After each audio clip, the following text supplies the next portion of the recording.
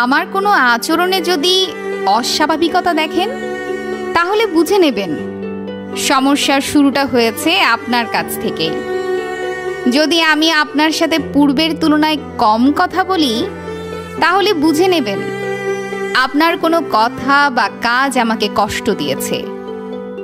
যদি আমার মায়ার টান আপনার থেকে কমে যায়, তাহলে বুঝে নেবেন আপনার স্বার্থপরতা আমাকে বহুবার ক্ষত করেছে।